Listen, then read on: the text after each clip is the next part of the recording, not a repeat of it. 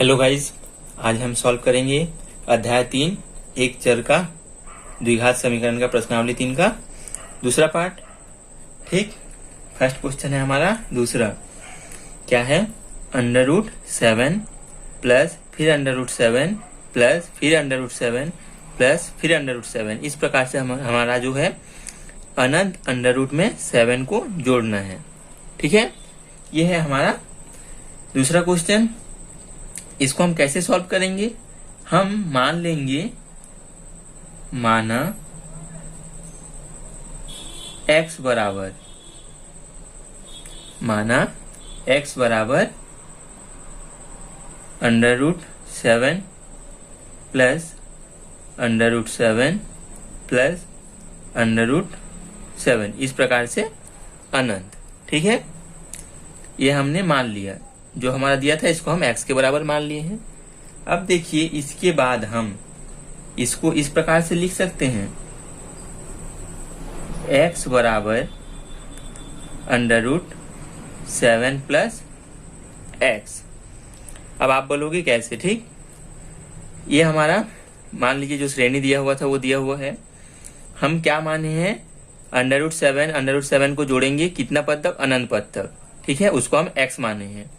ठीक, इसमें से हम अगर फर्स्ट वाला 7 को ढक देते हैं तो ये भी सेम इसी प्रकार बोल रहे हैं, √7 प्लस √7 अनंत, यही बोल रहा है ना। ये इसको भी हम अनंत √7 को अनंत बार जोड़ेंगे। ठीक, तो मैंने क्या किया, ये वाला 7 को लिख लिए। तो अगर x बराबर 7 √7 को हम अनंत बार जोड़ रहे हैं तो मैंने इसको ढक के इसके बराबर x लिख सकता हूं मैं। इस पूरे का मतलब क्या है? √7 को हम अनंत बार जोड़ेंगे। ठीक है, तो x भी हमने उसी को माना है कि √7 जो है इसको हम अनंत बार मानेंगे। तो मैंने क्या किया, √7 पहला वाला लिख लिए हैं, उसके बाद जितना भी आएगा उसको हम x मान लिए। ठीक है, ये वाला श्रेणी से। अब आप बोलोगे कि इसको भी इस x में क्यों नहीं, पूरे को तो x मान लेना था, इस पूरे को x मान लेना था। तो x और x दोनों बराबर में हो जाएगा, तो हम इसको सॉल्व कैसे करेंगे? ठीक है, इसलिए हमने एक को छोड़ दिया, बाद वाले पूरे को x मान लिए हैं। ठीक, समझ आया? अब हम इसको कैसे सॉल्व करेंगे? दोनों पक्षों में वर्ग कर देते हैं तो ये अंडर रूट हट जाएगा। x² बराबर 7 प्लस x। क्या किए हैं? दोनों पक्षों में वर्ग करने पर। ठीक, फर्स्ट लाइन को आप अच्छी से समझ लीजिए। यहाँ पर x का मतलब है कि √7 को अनंत बार जोड़ना है। तो मैंने एक 7 को लिख लिया, उसके बाद ये जो √7 को इसको ढक देंगे, तो इसका मतलब भी यही है कि √7 को अनंत बार जोड़ना है हमको। ये हमारा x है। ठीक, तो मैंने क्या किया, फर्स्ट x7 को लिख के उसके बाद इस पूरे को x लिख दिया। ठीक है, उसके बाद हमने दूसरे स्टेप पे क्या किए हैं, पूरे दोनों पक्ष को वर्ग कर दिए हैं। वर्ग करने पर x का वर्ग हुआ और इधर अंडर रूट जो था करनी वो हट गया। ठीक, अब इसको सॉल्व करते हैं तो x² -7 माइनस x बराबर 0। इसको हम इस प्रकार से लिख सकते हैं, x² -x -7 = 0। ठीक, अब हम इसको सॉल्व करेंगे। हमने इसके पहले क्वेश्चन में पूर्ण वर्ग बनाना सीख गए थे, तो हम इस क्वेश्चन में भी पूर्ण वर्ग बना के इस समीकरण को सॉल्व करेंगे। तो पूर्ण वर्ग बनाने के लिए हमको सबसे पहले देखना पड़ता है x का वर्ग होना चाहिए। यहाँ पर ऑलरेडी x का वर्ग है। उसके बाद यहाँ पर माइनस है, मतलब हमारा कौन सा सूत्र अप्लाई होगा, a माइनस बी का वर्ग वाला, a² - 2ab प्लस b², ये वाला फॉर्मूला अप्लाई होगा। तो हम इसके बाद हमको माइनस के बाद क्या लाना है, a² की जगह x² है, माइनस माइनस, फिर हमको यहाँ पर 2 लाना है। 2a है, तो a तो हमारा x है ऑलरेडी है, तो हमको इसमें 2 लाना है। तो 2 लाने के लिए हम क्या करेंगे, 2 का गुना करेंगे और 2 का भाग भी करेंगे। और हमारे पास x तो ऑलरेडी था बराबर 7। जो हमारा अचर रहता है उसको हम बराबर के उस पार भेज देते हैं। मैंने इसको भेज दिया। अब देखिए एक्स स्क्वायर माइनस 2a, ये हमारा x है, उसको लिख लिए, इसको लिख लिए, बचा बुचा क्या है 1/2, उसको हम इसके लास्ट में लिख लिए। अब देखिए x square minus 2ab, b हमारा क्या है 1/2, तो इसके बाद हमारा क्या है b का वर्ग करना, तो हमने v का वर्ग कर दिया बराबर 7। इधर भी 1/2 का वर्ग को जोड़ेंगे क्योंकि बाएं पक्ष में जोड़े हैं। अब हम इसको सॉल्व करते हैं।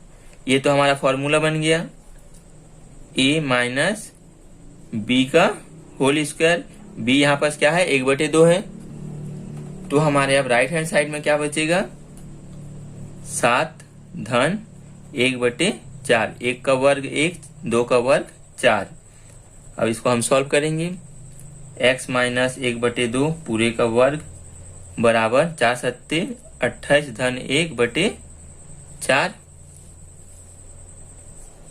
x माइनस 1/2 बराबर क्या हो जाएगा, इधर आया 29/4, वर्ग को इधर लाएंगे तो करनी हो जाएगा। अब करनी हटाते हैं तो क्या आएगा, x माइनस 1/2 बराबर करनी 29/2, वो भी धन ऋण में। अब हम एक बार धन लेंगे, एक बार ऋण लेंगे। धन चिन्ह लेने पर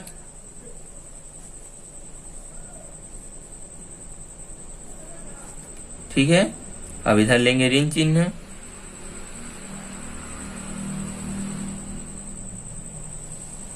ठीक, धन लेते हैं तो हमारा क्या आएगा, x माइनस 1/2 बराबर 29/2, तो x बराबर क्या हो जाएगा, x बराबर हो जाएगा √29/2 धन 1/2, माइनस है इधर आके प्लस हो जाएगा, तो x बराबर हमको प्राप्त हो जाएगा 2, 29 धन 1।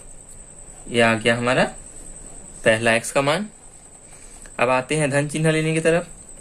धन लेंगे तो क्या हो जाएगा, x माइनस 1/2, सॉरी ऋण लेंगे, अभी धन ले लिया हमने, बराबर ऋण 29/2, x बराबर ऋण √29/2 धन 1/2, तो x बराबर क्या हो जाएगा 2 ऋण 29 धन 1। इसको हम एक लाइन और लिख लेंगे, क्या लिख सकते हैं, x बराबर 1 ऋण करनी में 29/2। यह आ गया हमारा x का दूसरा मान। ठीक है, यही हमको ज्ञात करना था, समीकरण को हल करना था। यह आ गया दोनों x का मान।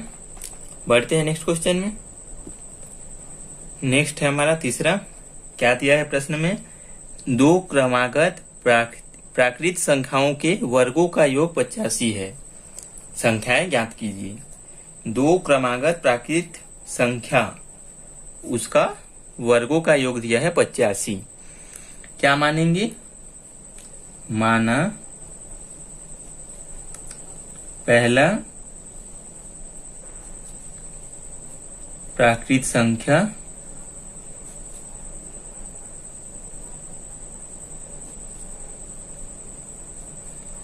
क्या है, x है। ठीक है, 2 क्रमागत प्राकृतिक संख्या बोल रहा है। क्रमागत प्राकृतिक संख्या, मान लीजिए आपका पहला संख्या 7 है, तो क्रमागत प्राकृतिक संख्या बोल रहा है, मतलब नेक्स्ट इसका क्या होगा 8 होगा, 7 के बाद 8 होगा, क्रमागत बोला है।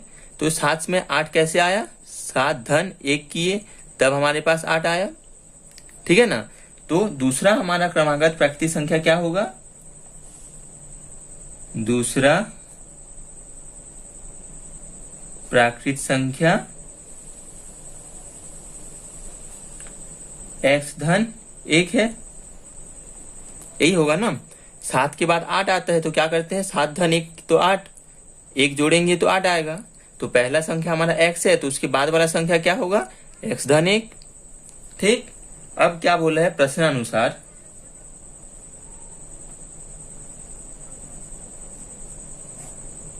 प्रश्नानुसार 2 क्रमागत प्राकृतिक संख्याओं का वर्गों का योग 85 है।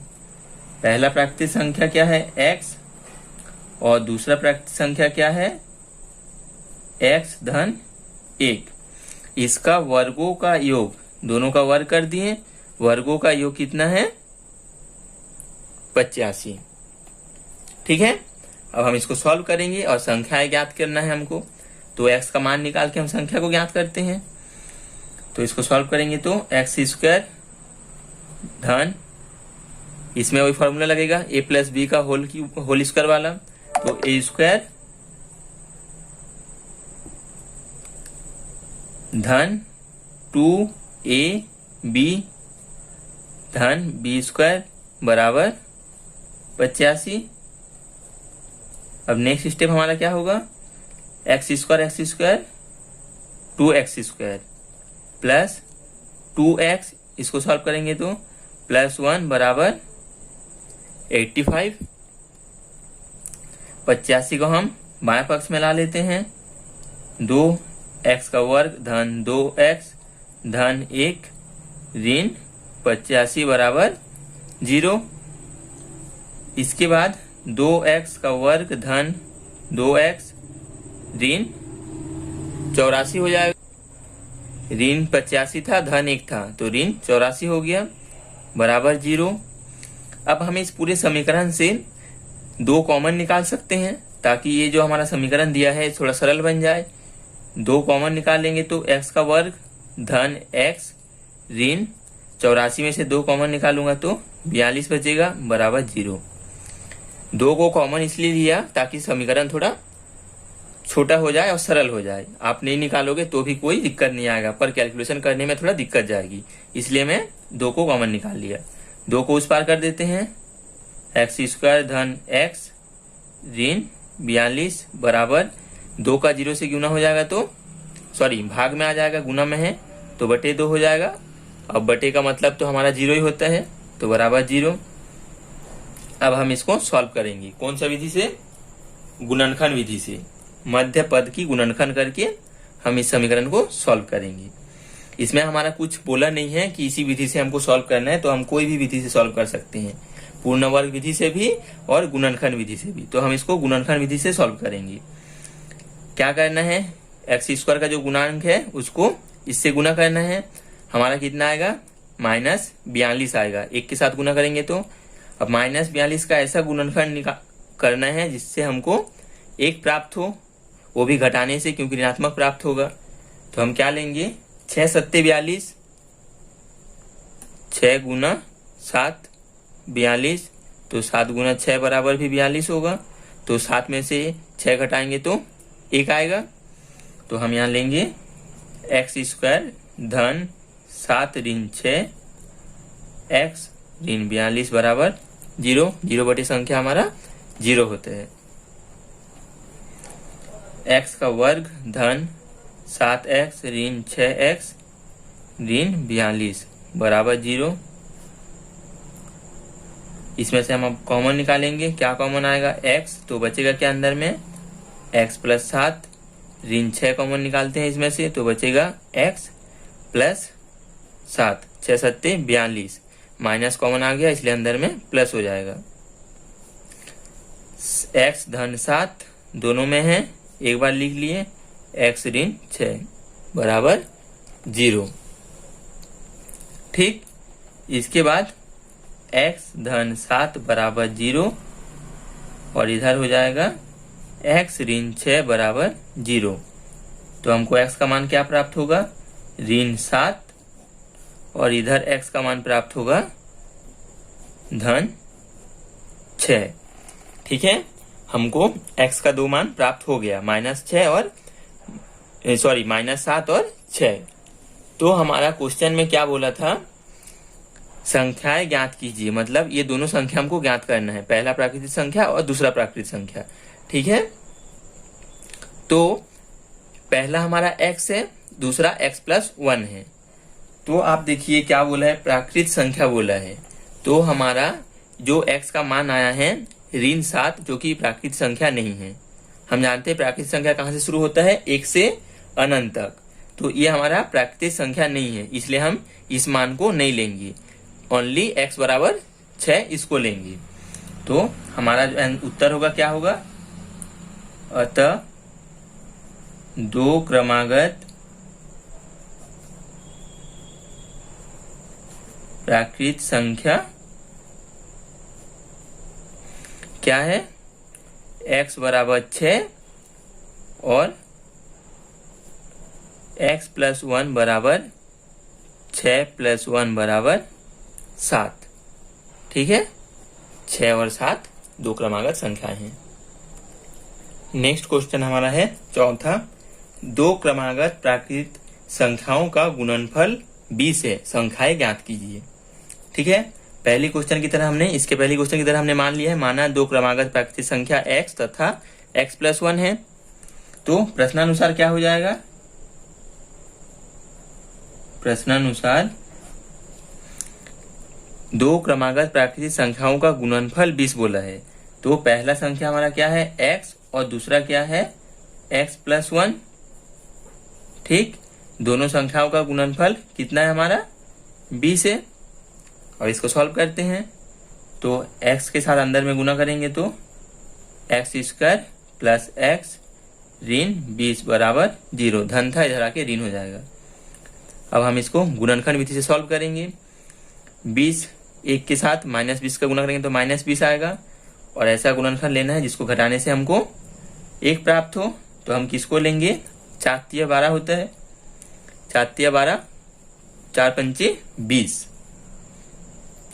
तो हम लेंगे 4 पंचे 20, 5 माइनस 4, x ऋण 20 बराबर 0। 5 में से 4 को घटाएंगे तो 1 आएगा, और 5 चौक 20। तो x का वर्ग धन 5x ऋण 4x ऋण 20 बराबर 0। अब x को कॉमन निकालेंगे तो x धन 5, ऋण 4 को कॉमन निकालेंगे तो x धन 5, ऋण कॉमन निकाल लिया इसलिए धन, तो x धन 5, और दूसरी कोष्टक में हो जाएगा x ऋण 4 बराबर 0। पहला हो जाएगा x धन 5 बराबर 0, दूसरा हो जाएगा x ऋण 4 बराबर 0। तो x बराबर क्या प्राप्त होगा, -5, और x बराबर 4। इस क्वेश्चन में भी हमको बोला है कि 2 क्रमागत प्राकृत संख्या बोला है, तो -5 हमारा प्राकृत संख्या नहीं है, तो हम किसको लेंगे, x बराबर 4 को, क्योंकि -5 प्राकृत संख्या नहीं है। ठीक है, तो हमारा उत्तर क्या होगा, अतः 2 क्रमागत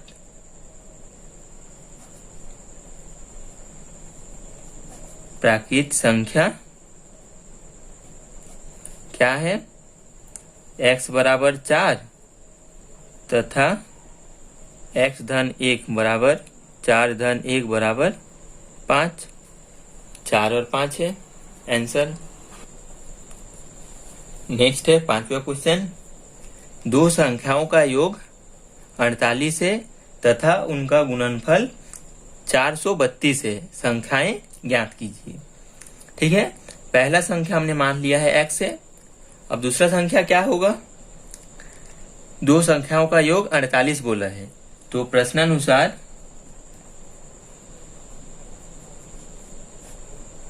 प्रश्नानुसार दूसरी संख्या क्या हो जाएगा,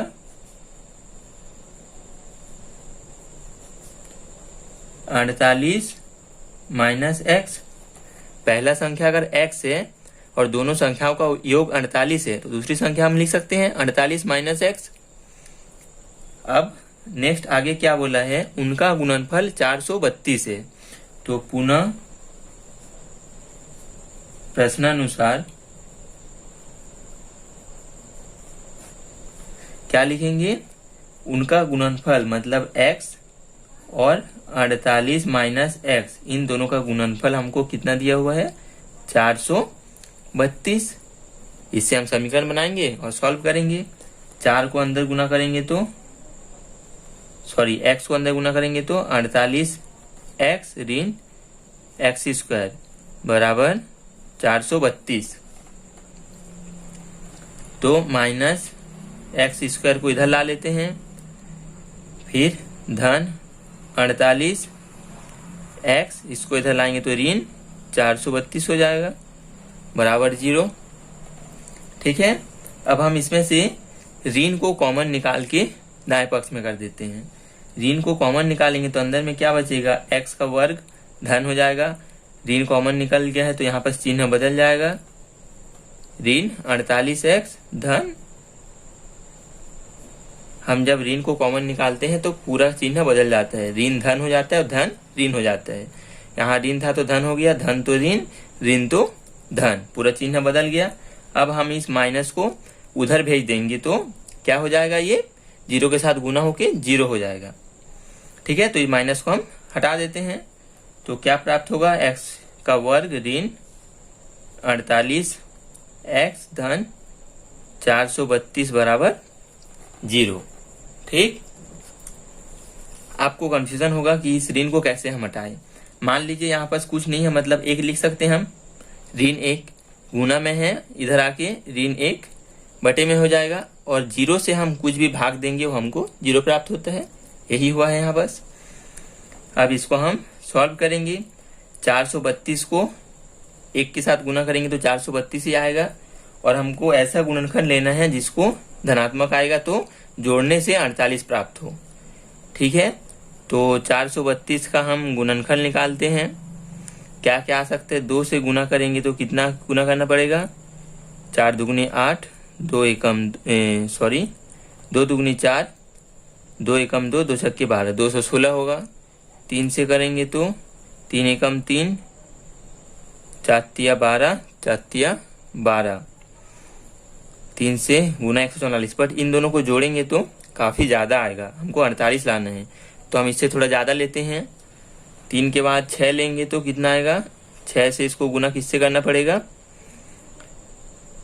6 सत्ते 42, 1 बचा 12, 6 दुगनी 12, 72 6, इन दोनों को भी जोड़ेंगे तो काफ़ी ज़्यादा आएगा। अब 6 को दो गुना ले लेते हैं, 12 लेंगे तो 12 एकम 12, 12 दुगनी 24, 12 तिया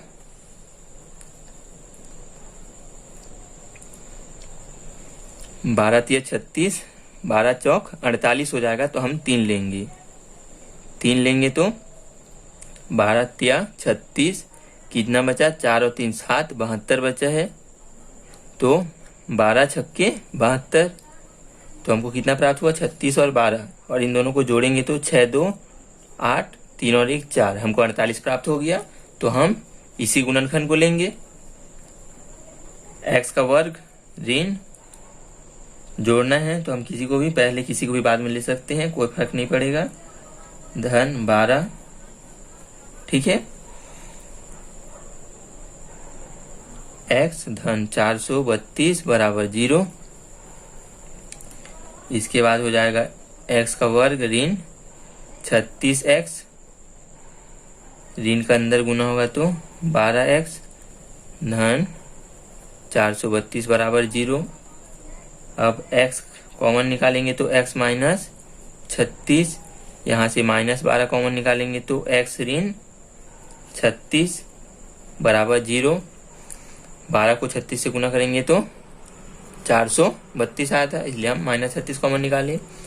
इसके बाद एक एक बार लेंगे, x ऋण 12, इन दोनों को एक बार लिख लिए, और x ऋण 36 बराबर 0।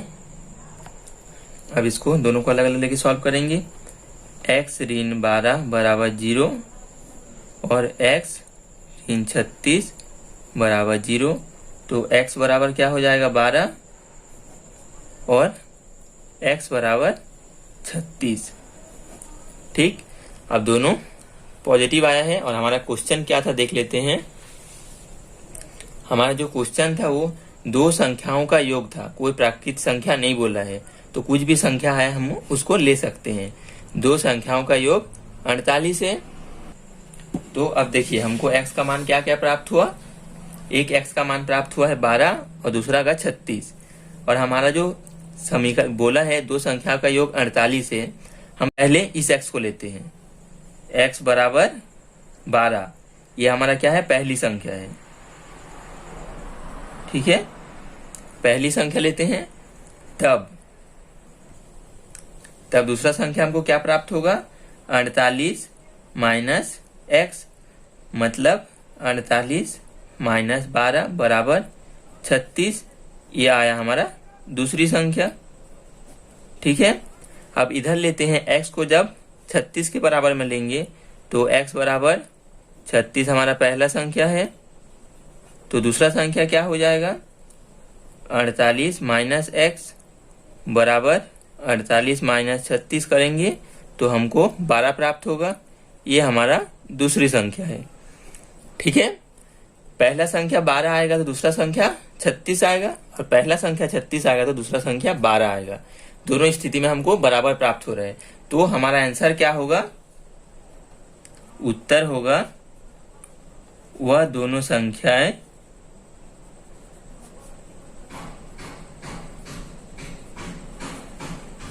संख्याएं 12 और 36 है। ठीक है, ये वाला जो मैंने बताया हूँ ये बस समझाने के लिए आपको बता दिया हूँ। आप अगर सीधा आंसर लिखेंगे तो भी चल जाएगा। ठीक है, नेक्स्ट आते हैं 6वें नंबर पे। क्या है क्वेश्चन, एक समकोण त्रिभुज का क्षेत्रफल 165 वर्ग मीटर है। ठीक, यदि समकोण त्रिभुज के शीर्षलंब की लंबाई उसकी आधार भुजा की 7 मीटर, आधार भुजा से 7 मीटर अधिक हो तो शीर्षलंब की लंबाई ज्ञात कीजिए। एक समकोण त्रिभुज है, ये है हमारा समकोण त्रिभुज। ठीक है,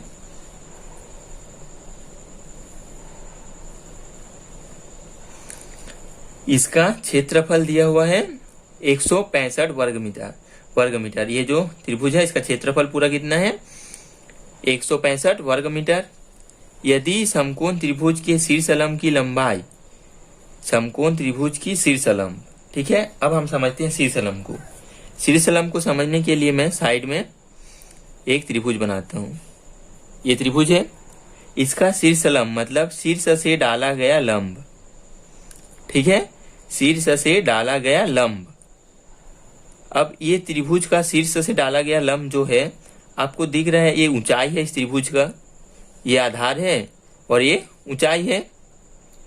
अब समकोण त्रिभुज की स्थिति में यहां से अगर हम लंब डालेंगे, ये भुजा हमारा तो ऑलरेडी लंब है, हम जानते हैं यहाँ पास 90 समकोण त्रिभुज में 90 डिग्री का कोण बनता है, तो ये ऑलरेडी सीधा है, तो हम इस पर कोई भी लंब नहीं डाल सकते। तो यही है इस त्रिभुज का शीर्षलंब, मतलब जो है ऊंचाई। ठीक है, समकोण त्रिभुज के लिए शीर्षलंब ऊंचाई होगा, ऊंचाई ही शीर्षलंब होगा। ठीक, समझ में आ गया। अब क्या बोला है आगे देखते हैं। शीर्षलंब की लंबाई आधार भुजा से 7 मीटर अधिक है। यह है आधार की भुजा, इसका जो मान होगा उससे 7 मीटर अधिक होगा ये ऊंचाई, शीर्षलंब। ठीक, तो शीर्षलंब की लंबाई ज्ञात कीजिए। हमको शीर्षलंब यानी कि ऊंचाई ज्ञात करना है। हमको त्रिभुज का, समकोण त्रिभुज का क्षेत्रफल का सूत्र पता है, क्या होता है, त्रिभुज का क्षेत्रफल या समकोण त्रिभुज का जो भी लोगे, त्रिभुज का क्षेत्रफल होता है 1/2 आधार गुणित ऊंचाई। ठीक है, इसमें ऊंचाई क्या है, ये शीर्षलंब, आधार क्या है, ये है समकोण त्रिभुज के लिए। अब हम मानते हैं, सबसे पहले क्या मानेंगे, क्या मानेंगे, देखिए इसमें बोला है आधार की भुजा बोला है 7 मीटर अधिक हो, शीर्षलंब की लंबाई आधार भुजा से 7 मीटर अधिक हो, तो हम आधार भुजा को मानेंगे तो शीर्षलंब प्राप्त हो जाएगा। तो हमने क्या मानेंगे, माना समकोण त्रिभुज की आधार भुजा की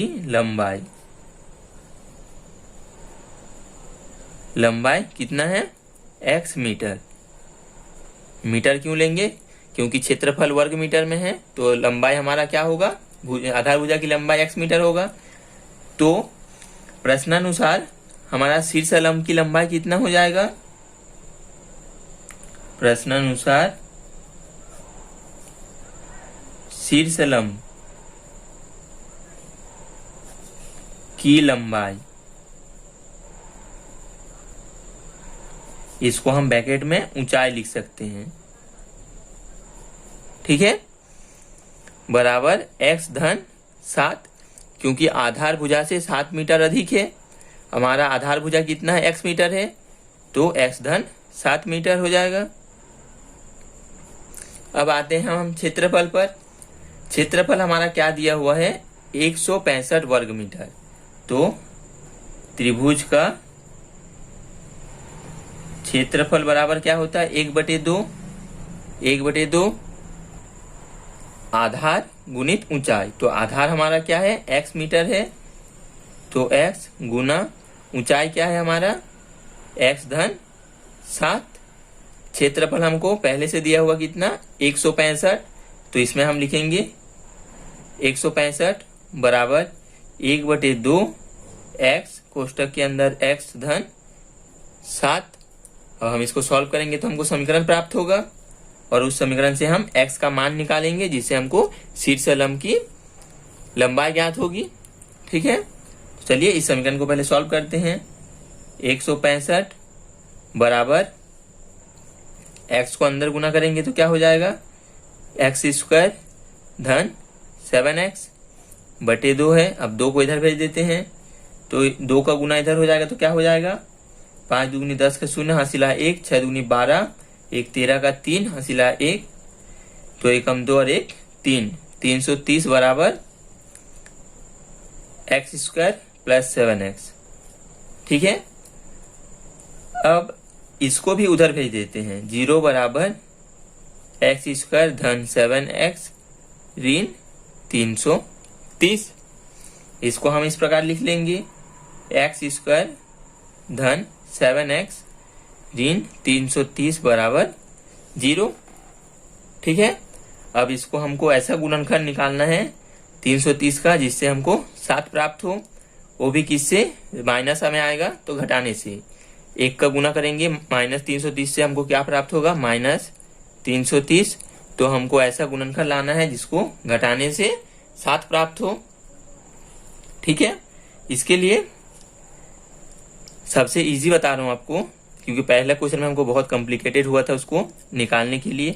तो 330 का लसा कर लेते हैं। सबसे पहले जाएगा 2 से, 2 एकम 2, 12, 2 छक्के 12, 2 पंचे 10। अब जाएगा 3 से, तो 3 पंचे 15, 3 पंचे 15, 5 से 5 11। तो हमको क्या प्राप्त होगा? 2 गुना 3 गुना 5 गुना 11। इससे आप देखिए आपको जो गुणनखंड लेना पड़ेगा, जिसको जोड़ने या घटाने से 7 आएगा, वो हमको जल्दी से प्राप्त हो जाएगा। ठीक है, ये आ गया 330 का पूरे का गुणनखंड। पर हमको 4 गुणनखंड में नहीं लेना है, 2 गुणनखंड में लेना है, तो हमको 2 का जोड़ी बनाना पड़ेगा। अब देखिए इन दोनों को साथ में लूंगा तो 3 दूनी 6, 6 गुना 55 करूंगा, तो 55 में से 6 को घटाने से हमको 7 प्राप्त नहीं होगा। अब ले लेते हैं हम इन दोनों को साथ में लेंगे तो 5 तिया 15 और 11 दूनी 22, 5 तिया 15 और 11 दूनी 22। ठीक है, इन दोनों को साथ में ले लिए और 11 और 2 को साथ में ले लिए, तो 22 में से 15 को घटा दूंगा तो 7 प्राप्त हो जाएगा। तो हम इस गुणनखंड को लेंगे, बहुत जल्दी से हमको इजीली प्राप्त हो गया गुणनखंड।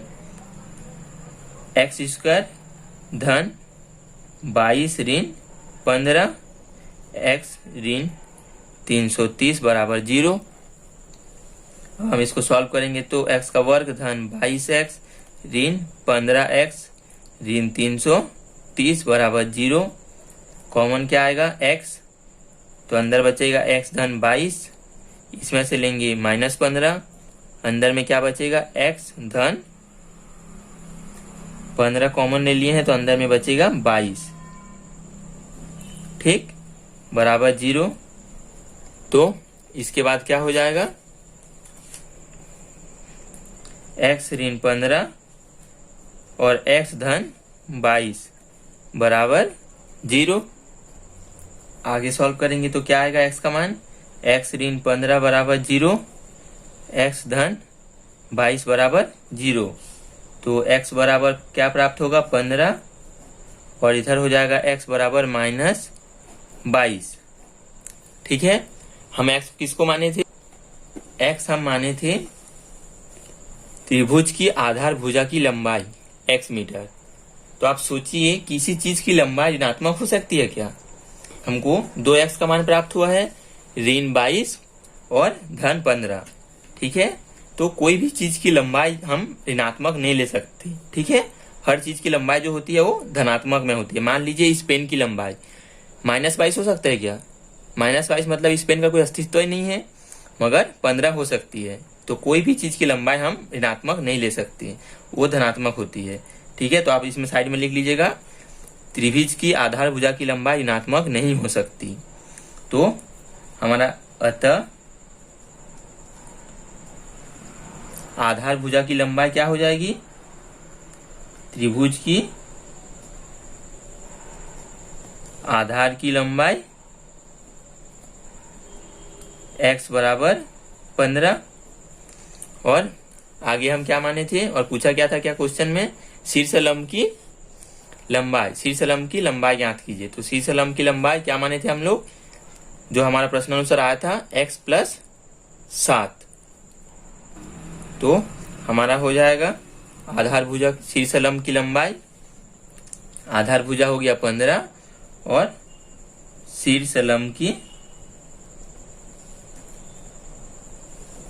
लंबाई x धन 7, 15 धन 7 बराबर 22 मीटर। हम मीटर में, वर्ग मीटर में क्षेत्रफल दिया हुआ था, तो ये दोनों मीटर में प्राप्त हुआ। ठीक है, बढ़ते हैं नेक्स्ट क्वेश्चन में। 7वां, फलों की आयताकार क्यारी का परिमाप 76 मीटर तथा क्षेत्रफल 357 वर्ग मीटर है। क्यारी की लंबाई तथा चौड़ाई ज्ञात कीजिए। फलों की जो क्यारी है वो आयताकार है। ठीक है, कुछ इस प्रकार से हमने एक आयत ड्रॉ कर लिए हैं, आयताकार क्यारी है। तो मान लीजिए कुछ इस प्रकार से है वह क्यारी। ठीक है, अब क्यारी का परिमाप दिया हुआ है 76 मीटर। आयत का परिमाप का सूत्र क्या होता है? आयत का परिमाप बराबर होता है 2 × लंबाई धन चौड़ाई। ठीक है, और क्षेत्रफल, क्षेत्रफल का सूत्र क्या होता है? क्षेत्रफल बराबर लंबाई गुणित चौड़ाई। ये दोनों चीज हमको दिया हुआ है, हमने दोनों सूत्र पहले लिख लिए। अब चलिए क्या करना है हमको? क्यारी की लंबाई और चौड़ाई ज्ञात करने बोला है। तो हम क्या मानेंगे? माना आयताकार क्यारी की लंबाई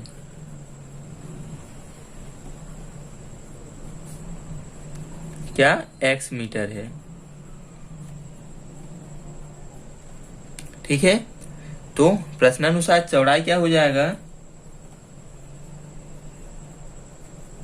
प्रश्नानुसार आयताकार क्यारी की चौड़ाई क्या हो जाएगा? ये जो परिमाप है इस सूत्र से हम चौड़ाई निकालते हैं। ठीक है, परिमाप बराबर 2 × लंबाई धन चौड़ाई। ये है हमारा परिमाप का सूत्र। चौड़ाई परिमाप बटे 2 हो जाएगा इधर, परिमाप बटे 2 बराबर लंबाई धन चौड़ाई। तो चौड़ाई बराबर हम लिख सकते हैं परिमाप बटे 2 ऋण लंबाई। धन है, इधर आके ऋण हो जाएगा, तो परिमाप बटे 2 लंबाई, ये चौड़ाई बराबर। ठीक है, और हमको परिमाप क्या दिया हुआ है? परिमाप हमको दिया हुआ है 76 मीटर। तो 76/2 परिमाप बटे 2 ऋण लंबाई क्या है, x मीटर है, मीटर चौड़ाई है। इसको हम सॉल्व करेंगे तो 38 ऋण x मीटर, ये हो जाएगा हमारा चौड़ाई। अब आगे क्या बोला है, तथा क्षेत्रफल बराबर है 357 वर्ग मीटर। तो क्षेत्रफल बराबर क्या होता है, लंबाई गुणित चौड़ाई। क्षेत्रफल है हमारा 357 वर्ग मीटर, लंबाई है x और चौड़ाई है हमारा 38 ऋण x। अब हम इसको सॉल्व करेंगे तो क्या हो जाएगा, 357 बराबर 38x ऋण x का वर्ग। इसको इधर ला लेते हैं दोनों को, तो x का वर्ग ऋण में है तो धन में हो जाएगा, ये धन में है तो ऋण में हो जाएगा। धन 357 बराबर 0। ठीक है, हम जब 357 को इससे गुना करते हैं गुणनखंड विधि से, हमको बहुत काफी लेंदी पड़ जाता है इसका गुणनखंड निकालने में। ठीक है, तो हम इसको पूर्ण वर्ग विधि से सॉल्व कर लेते हैं।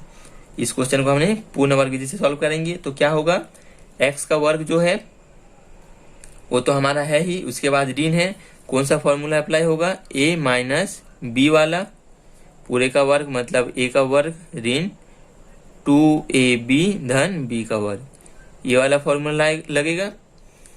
तो x का वर्ग ऋण 38 को हम लोग लिख सकते हैं 2 गुना 19। ठीक है, 2 गुना 19 लिख लिया, 19 दूनी 38, ऋण तो ऋण है x, इसी को हमने इस प्रकार से लिख लिया, बराबर ऋण 357, धन था इधर भेज दिए तो ऋण हो गया।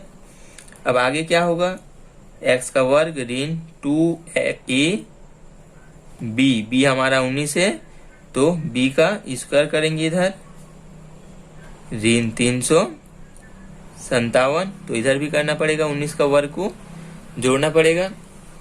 तो क्या प्राप्त होगा, x का वर्ग ऋण 2x इंटू 19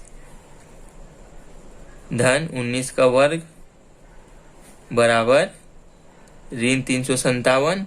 19 का वर्ग कितना होता है, 361, जो कि हमको धन में प्राप्त होगा। अब इसको तो हमने लिख लेंगे x माइनस 19 का वर्ग बराबर 357 में से 361 घटाएंगे तो कितना प्राप्त होगा, इधर 3 और 1 4, वो भी धन में। ठीक है, तो x माइनस 19 बराबर करनी 4, तो x ऋण 19 बराबर प्लस माइनस 2।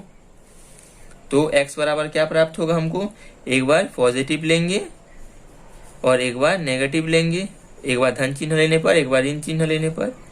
धन लेंगे तो हमारा क्या होगा, x माइनस 19 बराबर 2, तो x बराबर 2 धन 19, x बराबर 19 और 2 21। ऋण लेंगे तो x ऋण 19 बराबर ऋण 2, x बराबर ऋण 2 धन 19, तो x बराबर 17। ये आया हमारा x का मान। अब हमने x किसको माने थे, लंबाई को। ठीक है, x लंबाई को माने थे, तो हमको x का 2 मान प्राप्त हुआ और चौड़ाई बराबर हमारा क्या आया था, 38 ऋण x। ठीक है, तो हमने दोनों स्थिति में रख के देखते हैं। अगर x का मान 21 लेते हैं, ये मान लीजिए लंबाई, तो चौड़ाई हमको क्या प्राप्त होगा, 38 ऋण 21 बराबर 17। ठीक है, लंबाई अगर 21 है तो चौड़ाई 17 होगा। अब दूसरी स्थिति में आप देखिए, x का मान क्या है, 17 है, मतलब लंबाई जो है वो क्या है, 17, तो चौड़ाई क्या होगा, 38 माइनस 17 बराबर कितना आएगा, 21। तो लंबाई हमारा 17 है, चौड़ाई हमारा 21 है। हम जैसे कि जानते हैं हमारा लंबाई ज्यादा होता है, लंबाई हमेशा बड़ा होता है, चौड़ाई कम होता है। ठीक है, तो हम इसको लेंगे, लंबाई 21 और चौड़ाई 17 को। ये होगा हमारा आंसर। ठीक है, अब मिलते हैं नेक्स्ट वीडियो में आगे की प्रश्नों को लेकर।